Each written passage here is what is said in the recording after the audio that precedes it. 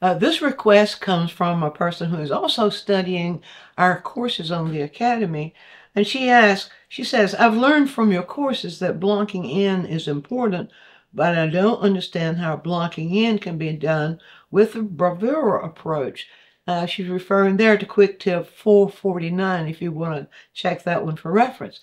The Bravura approach actually goes all the way back to Rembrandt.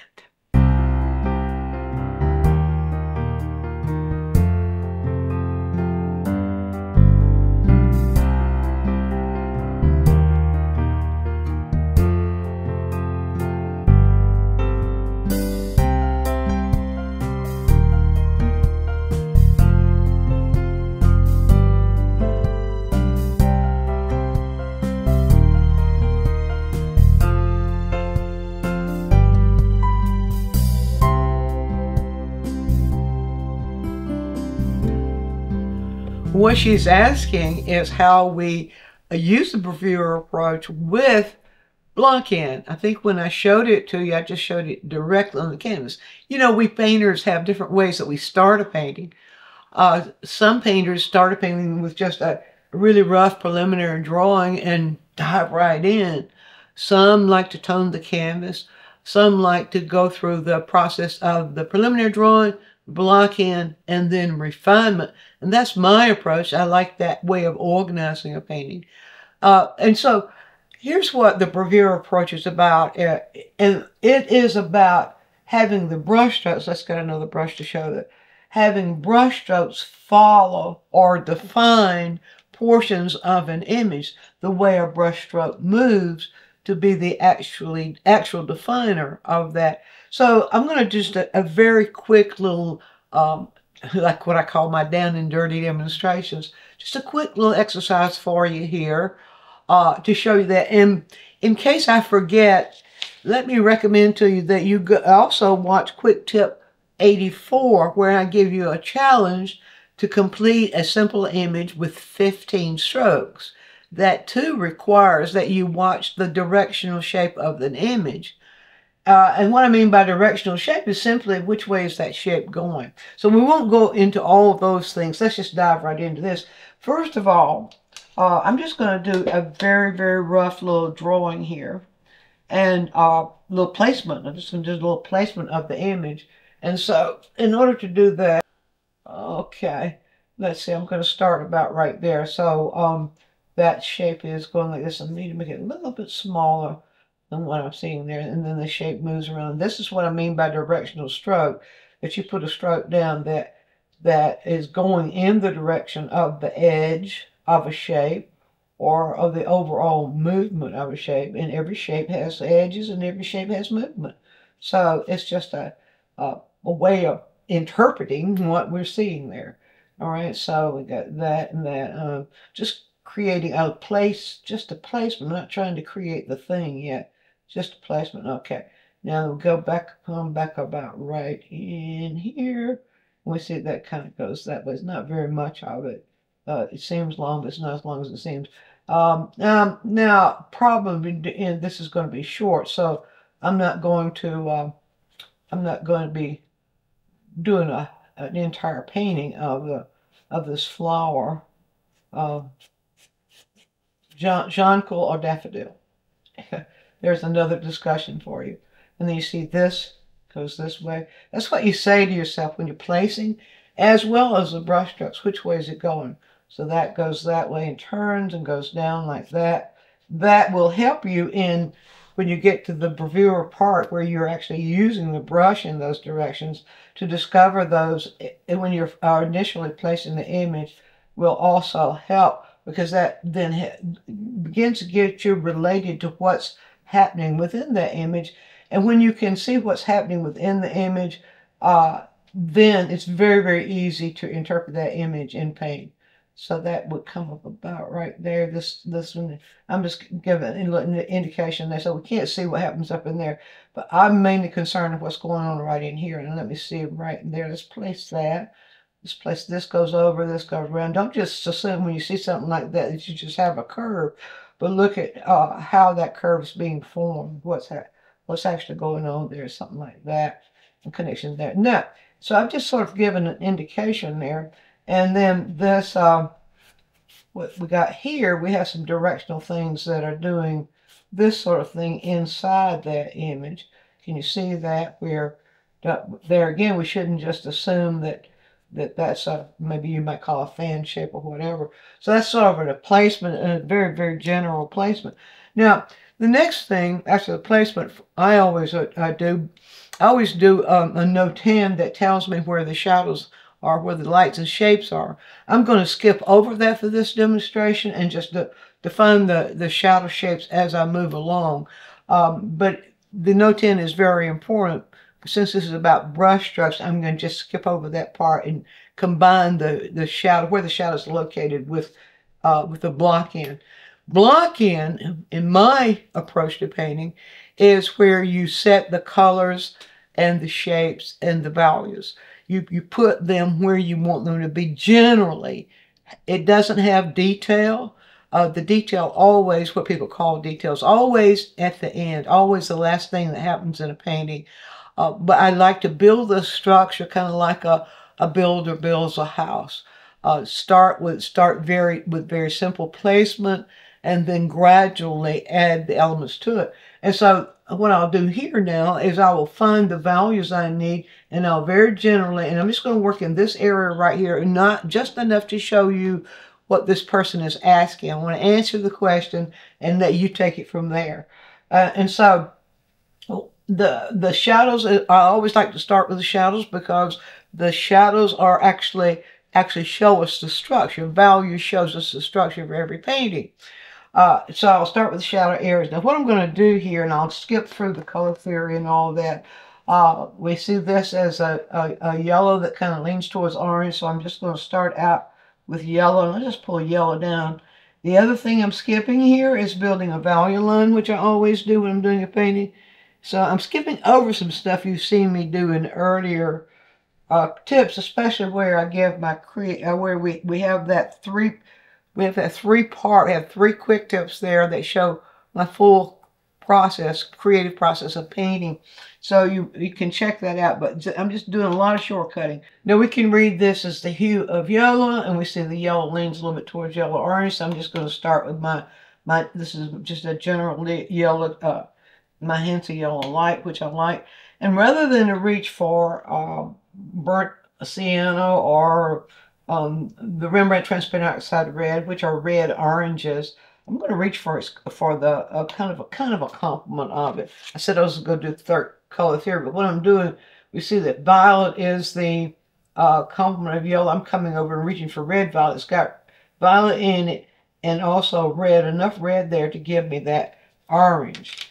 So that's the reason I think it's important to know what your tube colors have in them and what they can do, because it gives you more flexibility when you make decisions. And I'll show you right now, just with this red violet that you see there on the palette. See what we've got there? That throws that into that red orange. And we see it right there. So that's really all I need. The other thing, I will probably need ability to kind of cool a little bit. And so I'm just going to pull my blue-green. This is my Rembrandt Viridian. I'm just going to pull a little bit of it down here on the palette and have it available in case I need it. I could have chosen blue for that, but see, we have lots of options. So anyway, back to the issue of blocking in. So I'll start with this darkest dark right here, and I'm going to use just a general filbert bristle. And what I'll do is reach for the yellow first in this, and then put enough in there to give me that, yeah, almost there. Give me that shadow color.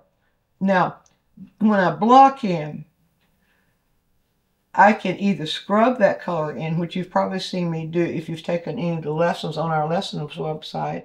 I can either scrub that color in, so I made this right here available for that. I can either scrub that color in like this, or I can stroke it in the direction that I see these shapes going. But I'm just blocking in general shadow, so I'm going to use the scrubbing method this time.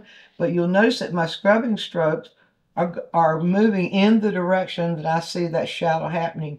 And I'm just going to put that shadow area, that general shadow area. That's what we call form shadow. And it is it's not the deepest shadow. So it's what we would call moderate shadow, a moderate value of shadow. And I'm just going to put that in these areas very generally. And where I see the shadow coming out, like here, then I'll go ahead and I'll just block that in. But again, notice even though I'm using the scrubbing method for blocking in, just trying to keep that paint from getting too thick on the canvas. So now I'm seeing a little bit of shadow down there, which would probably belong about right here. And so I'll just lay that in there. And then let's see, where else is it going? Okay, it's going up like this, and it's going up like that. And this is part of what prepares us to do the bravura stroke, which defines the shape of the image. When we allow our brush to always move in the direction that we see within an image, on either the edges or on the inside of an image, allow our brush to move that way, then we're beginning to define the character of the shape. And by the way, we have a course on the Academy called, it's about discovering the character of shapes. If any of you are interested in that, might go check it out.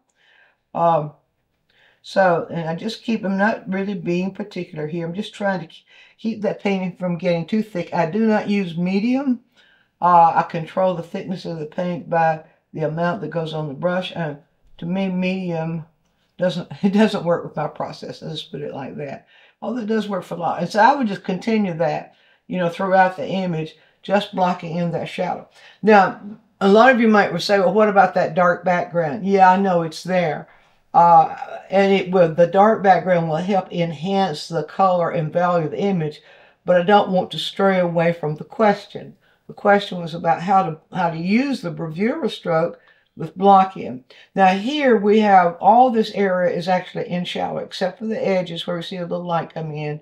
This falls into shadow. Apparently the light is right back here and hitting right there. And so I need to make that move in the direction, or that edge tilt in the direction I see the light. And wherever else I block in, I look for that shadow to tilt in the direction of the light, where the light is, alignment of the light. Now, in this particular image, I don't have that deep shadow. So the block in can just be that one shadow area, and it will suffice for just block in. Now for the second shadow area, I always start blocking the shadow area first, and very generally, and then the knot, what I call knot in shadow, and that is the area that we see the lighter yellow in, where the light is actually hitting that image. And I'm just going back in my yellow here. Again, I'm still using the filbert bristle. This is for oil painting. Bristles don't work well with watercolor or oil. These hot bristles don't. Anyway, I'm going to put just enough of that red violet in there to lean that a little bit more towards that the yellow orange I'm seeing there. Let's see, is that doing it? You can sort of place this. Well, I see the yellow. Okay, I see other things happening there. All right. I said I'm really not going to refine the petals, but I will go ahead and place this. And once again, I'm making my brush stroke move in the direction of the shape. And if you can get in a practice of just making your brush stroke move, regardless if you're scrubbing paint in like I'm doing here as kind of a block in, or stroking, if you can always allow the direction of the image to guide the direction of the stroke. I'm going to go ahead and throw that in a little bit of shadow and light, as you see here. So it's not all cut and dry like that. And let's see, what do we see there? Once again, let's get that color. Let's see it right here, like that. And then we see the darker shadow. I should have probably indicated a little bit about that, so I'll go ahead and do that. Just to get enough of the block in to give me that foundation for what I see there. And that is moving in this direction right here. That shadow area is, and the shadow and the actual shape is moving out of it is moving in that direction. I didn't get that quite mixed enough, but the thing is, when we're doing the blocking part, that's where we can do all of our corrections and and keep the painting looking fresh. Okay, that doesn't have quite enough paint on it. We can err on the side of, it's better to err on the side of not enough than to err on the side of enough. I'm just going to scrub that in right there. Yeah, I'll scrub that in right there. That gives me that little darkness. See what I'm doing with the scrubbing strokes here? See what I'm doing? I'm moving in the direction. And there it is right there. I'm talking to you, I missed it. Moving in, there's the direction. This is the direction right here. That's what we mean by bravura. That is, it's what Rembrandt defined as using one stroke, whereas you would use maybe 6 or 7. So it's a way to give expression to a stroke just by the economy of the number of strokes we use. Okay, let's go back now to that, go back to the light. And I'll go that, block in the light there. And that light is really not that much lighter. That is kind of what we call a low light, and also referred to as halftone 3 light. Right in here. And let's just do it like this. Like that. Block that in. And block that light in there like this. Okay, and see, I don't worry too much about anything that shows through in the block in.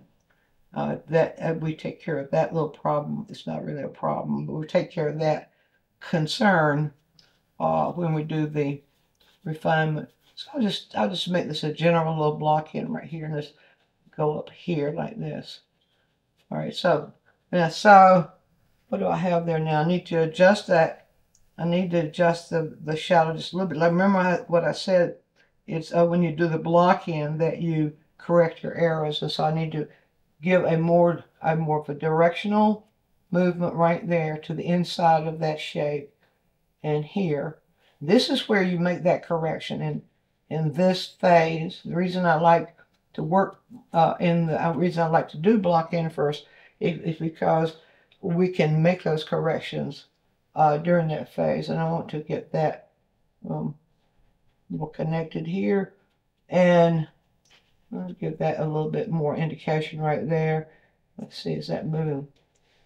Is that moving right there?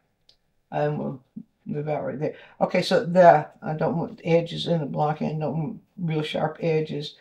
So there I have kind of a general, when I squint, kind of a general, let's go just a little bit further up in here like this. Oh, all right, so we can form those edges could be formed if I were going to put that dark background in, but I'm not, because I haven't even got to the question yet. I haven't got to answering the question yet because I'm just giving a foundation for that. Now, the person's question was, how do you apply the bravura idea to a block in? Once you have the block in, this when you begin to consider what you will do with the strokes. How can we use a limited number of strokes and have them moving in the direction of the shape, and therefore give more life to that shape? So this is what this is all about. So I'll start right in here. Now I'm going to a different brush. I'm going to, this is my workhorse. This is that Rosemary Flat 274. Yes, I never remember the names of those things.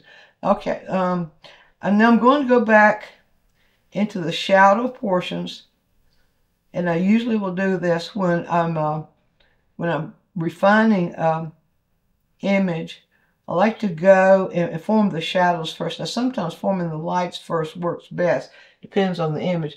But I'll get enough paint on there to give that a real deep shadow. Now, let's see. Is that going to be right? Got a little bit too much violet. I think I need to knock that intensity down just a hair with a little bit of this blue-green right here. There we go. That's going to be a lot better. So I'll pick up that paint. Now what I'm considering, there's an edge right here and there's a movement. How can I move that brush now so that I can express that without thousands of strokes like so many people will do? So let's see if I can do that. So I push the edge of the brush up right here. That'll be forming this shape right here. I'll just push the edge of the brush right there and move the brush around. You might do this in one full swoop, or it just depends on the shape. And then pull the brush in this direction right here. Just pull it in that direction. Now I may need to reload it, because if you put barrels of paint on your brush, then you're going to create texture, which is fine. If you want texture, if you want more texture, then you can use more paint. Let's see, did I get that? And I did a little bit darker. And let's do that. Now, following this direction right here, just lay that brush at the edge and follow that direction right there, that direction. Now, I'm going slower than I would normally go, because I usually go at higher speed on these things. And let's get some a little bit more defined of that texture there. Sometimes we use the belly of the brush, like I did there. Sometimes we use the combination of the belly of the brush and the tip of the brush. But the idea is that we're allowing this to predict how we move the brush. So if I move the brush like that, I'm expressing that. If I move the brush like this, I'm expressing that. Do you see how that works? Now, I'll do just a little bit more. I don't want the tip to go over and be too long, and then you'll drop out. You stop watching. Yeah, we know how that works too. Now I'm adding enough green in here. This is blue green I'm using. I could use yellow green. It is the exact complement of red violet. But blue green works too. It just, the blue part of it mixes with the blue in the red violet there. But the green, the combination of the blue and green helps to knock down that intensity. All right, so now where was I? Okay, I want to give right here on this. I'm thinking belly. I don't know what that's called. You flower people will know. I'll just sit the brush on the edge and pull it around like that. I may have that too dark, but that's okay. And I do the same thing there, where I just sit that on the belly and pull it around. Now, I can begin at any time. I can go in any pace as far as getting the defining of that thing done. Now, I've got dark down here, but it also is dark that leans a little bit more towards the green. This dark right here. So let's form that dark right there, and we'll just pull that brush down. Let's see, that is a hard direction to read, so I'll just put it down like that. Not enough green coming through there, so add a little bit more and get that, and just pull that right down. If we were there in plein air, if you were doing this kind of thing in plein air, you would be able to see the camera is set so that it's throwing out of focus the background leaves and so on. All right, so I keep working shadow areas. I'll work back and forth between shadow areas and light areas. So now we'll take the light areas and show you how we can make that work. So we need to rinse the brush really, really good for that. Pull all that shadow paint out. Now, working in the light areas, if I'm working right in here, I'm seeing those as a shallow shadow, which that means it's a little bit darker, but not a whole lot darker. So I'll go there first and just show you now. We got directional movement and we have a blend. So with light, so I'm going to go with more of the belly of the brush and hold the brush with a less angle, with more of a little bit flatter to the canvas. Let's see what we can get going there. Let's see, that light stroke does something like that, and I need to turn the brush this way and pull it like that, and let it blend with that leaf, that petal on the other side, and then I will pull it. Let's do that again. right here, pull it right here, and then pull it in that direction. Now, where you see edges formed, just gently pull the brush over there and create a softness to those edges. And you see the thing is beginning now. It's beginning now to already build itself to what I'm seeing right in there. So I'll get a little bit more light, build a little bit more, just a little bit lighter right here, just a little bit lighter, and it's coming in this direction. So let's see, where does that start? It starts about right here, and I just move the brush there. Just move the brush like that. Whoops. Well, you have to have some paint on it if you want to be able to see it. Let's go that way. We can move. Every direction has, every angle has two directions. It goes this way or that way, up or down, curve around either this way or that way. And so you can make your stroke go in either one of those two directions. So this is the approach. Let's add a little bit more. I'm going to do enough of that so that you get the idea of what we mean, where the brush actually does the work. Let's go up here on this part. That part is, so I'm going very light there. I'm not using any white yet because I don't really see any need. There might be need later, but I should always wait until later if you can. The later you wait for using white, the less likely you are going to get those colors muddy. All right, so I'll just set that edge right there and pull it in the direction I see it going now. This shape is going this way. It's also going that way. So I can do that too. You see, and get that nice little blend. Let's see, there you go. And see, it's kind of peeking, creeping up in here. I can define that edge on the outside by moving that down this direction and this direction, and then move the brush like that, move the brush like this, move the brush like that. I need to wipe the brush. Let's get a clean paper towel for that. We'll wipe the brush like that. And we want to soften this edge right here. So you see how it's beginning to kind of form itself now? So I don't want to carry this on forever, but I do want to get enough done so that you can sort of see. Now, once I get that portion, I haven't got that quite built yet, like the way I want it. So just a little bit more. But you see, when you're allowing the brush to move in the direction, you see the shape move like that. And you're using a minimum of strokes. You see, usually if I'm stroking a second or third time, it's just to reinforce. It's not trying to make it right. It's just to reinforce. See how the more I add that, this is the bravura right here. That's the directional movement. And there it is again right there. The more I work that, with every stroke of paint I put down, honoring and being aware of the brush moving in the direction of the image itself, the more control you have like that, then the less likely you are to get into trouble. So now you see right there, there's probably just a little bit too much paint. Let's see if I can just pull that in this direction.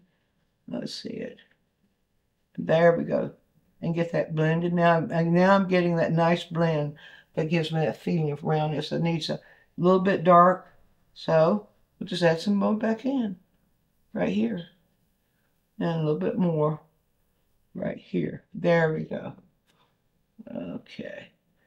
Get that a little bit more. See, I'm just going very, very economically with the brushwork, but every stroke that goes down is going down in the direction of the image itself. Let's see, it's not quite got the form on it I'd like to have before I wrap this up. So put just a little bit more right here. See that what I'm doing? A little bit of paint on the tip of the brush right here. You see, and the more I do there, the more alive that becomes.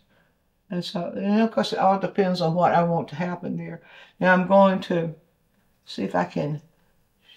Let's see, now which today? Shape it from the outside, shape it from the inside. I think I'll better go from the inside so that I can overlap. What I'm going to need now is for the value of this color, the shadow color there, to be, yeah, it should match what I'm seeing right there.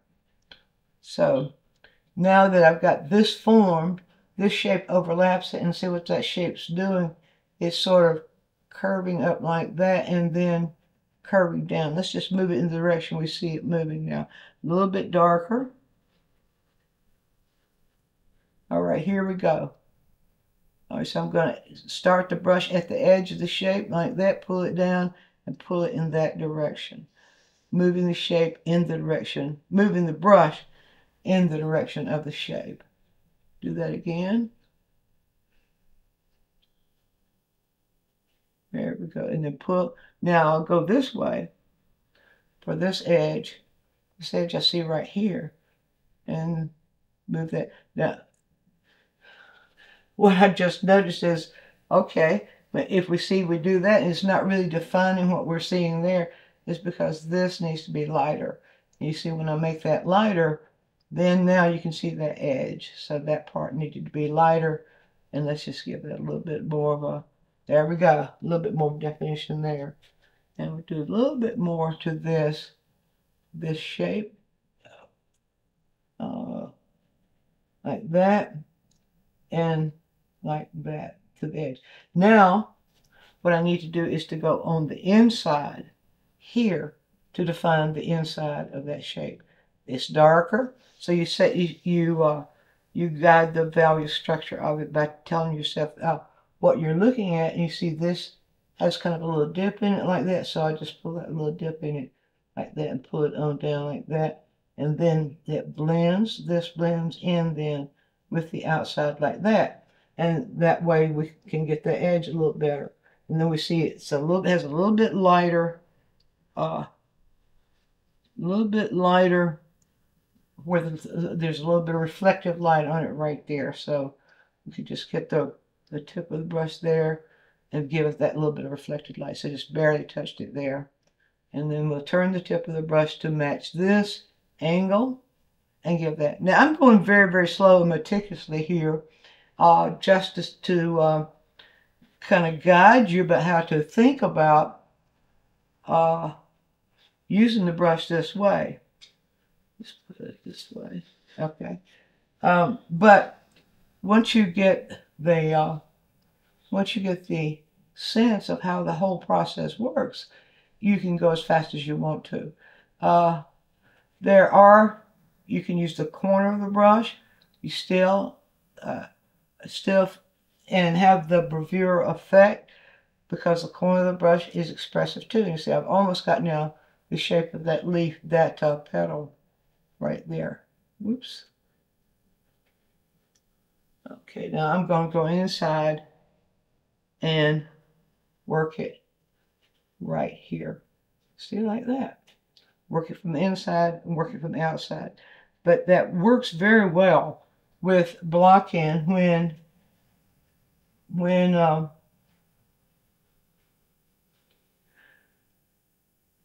you don't get carried away with just trying to make it right. You just take one step at a time to kind of discover what's there. So, and you can always ask yourself, is it getting darker? Is it getting lighter? Can I form that shape from the outside, like we see right here, and then pull the brush that way? Or do I need to form that shape from the inside? And then you can just build your way around. Now, I'm going to do just a little bit more here, just to give it a little bit more definition. See, I have it at this edge right here, which is lighter. Right here. It's lighter, and it comes this way. See there? Okay, and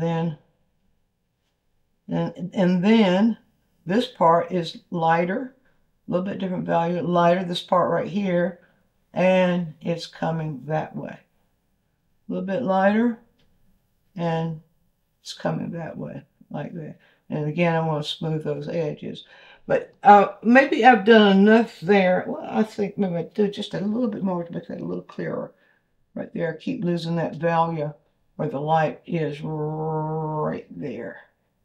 But you see what I've done there? I've built that shape from the outside just by following the direction of this. Just allow the direction of the brush to move in the direction I'm looking at there. build just a little bit more right here. Now, what I'm seeing now, a little bit more. There we go. I need a little bit thicker paint now. As you begin to build, there we go. A little bit thicker paint, and as you build the image, you can get your paint a little bit thicker and a little bit thicker if you need it to be.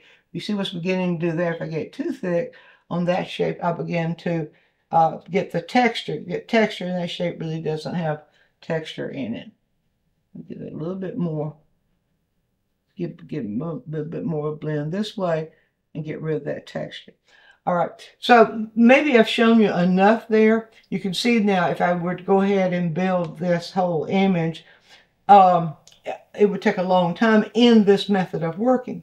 But I might suggest that you, in order to get the idea of minimal brushstroke, I have an exercise on Quick Tip 84. That was way early, about nine years ago or so when we did that one.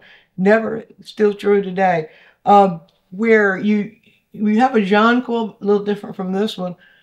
You form it in 15 strokes. If you have your colors and your values set up on your palette, you can do that too. So give that a try and see if you don't find it's a lot of fun, and you get a lot more life in your images if you allow the brush to move in the direction that you see those shapes going. Be sure to view all of our quick tips. And while you're doing so, subscribe to the channel, click on the bell so you'll always get a notice when we produce a new quick tip, which is every week. And if you have a question, leave it in the comments section and we'll make a quick tip for you. Also, take a trip over to DianneMize.com where I have full-length lessons, downloads, DVDs, lots of other stuff there, some free stuff for you. And while you're there, you can subscribe to the newsletter, and that way you'll always be informed every time we do something new.